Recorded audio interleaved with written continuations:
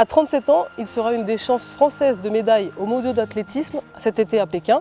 Rencontre avec le recordman du monde du 50 km marche, tout de suite dans la tête de Johan Diniz. Au cours de sa carrière, il a connu le meilleur comme le pire. Aujourd'hui, il continue à marcher pour tenter de décrocher la médaille olympique qui manque à son palmarès. Pour Esprit Bleu, Johan Diniz se confie. Johan Diniz, bonjour. Bonjour. Si vous deviez vous définir en 3 mots. Persévérance, excessif et générosité.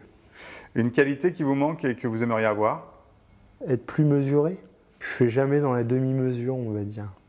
Alors, en mars dernier, vous avez battu le record du monde du 20 km marche au championnat de France en 1:17:02.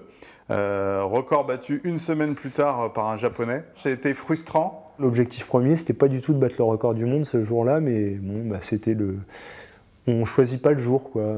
Mais bon, je me cantonne pas au record. Je préfère peut-être échanger une médaille d'or au championnat du monde contre le record du monde du 20 km. Alors cet été aux Mondiaux en Chine, vous avez pour objectif de doubler 20 et 50 km. C'est un pari osé. Pourquoi? Pourquoi? Parce que j'ai tout le temps voulu le faire et je ne vais pas attendre 45 ans avant de le faire.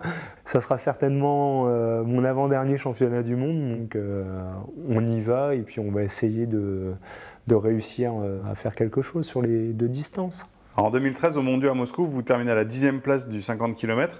Ça a été une grosse déception. Comment vous avez vécu cette contre-performance? Derrière, une grosse remise en question.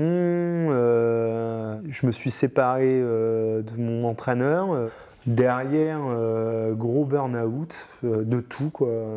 Pas forcément sur le sport. Je ne sais pas exactement ce qui s'est passé. Puis ma femme et mes proches m'ont beaucoup aidé. Puis après, derrière, ça m'a permis de relativiser. Et puis, je suis champion d'Europe quelques mois après. Donc là, c'est les bonnes choses. Qu'est-ce qui a changé entre Johan Diniz avant ce burn-out et celui d'aujourd'hui? C'est la façon d'aborder les choses. C'est se dire qu'on a 37 ans et puis plus me poser de questions, quoi. Chaque course, pour moi, on peut dire que ça sera peut-être la dernière parce que ma carrière, elle est plus derrière que devant et j'ai vraiment envie de tout donner et de rien regretter après chaque course. Alors, aux Jeux à Londres en 2012, vous avez terminé 8e du 50 km. Rio 2016, c'est ce qui vous fait avancer aujourd'hui? Oui, bien sûr, j'ai envie de réussir ces Jeux Olympiques, mais j'y mettrai pas plus de priorité que les championnats du monde, parce que je pense que les erreurs que j'ai pu faire avant, c'était peut-être de prendre trop ça, beaucoup trop sérieusement, quoi. Et j'ai vraiment envie là, de les prendre sans me mettre une pression démesurée, quoi, en se disant c'est les Jeux Olympiques, je dois à tout prix les réussir, quoi. Pour finir, je vais vous demander de fermer les yeux et de vous projeter en 2016 à Rio. Vous êtes dans le dernier kilomètre du 50 km marche. Décrivez-nous la scène. Je me vois déjà avec le drapeau français. J'ai fait la différence à 15 km de l'arrivée. Là, je suis vraiment dans la dernière ligne droite et je partage vraiment avec tout le monde.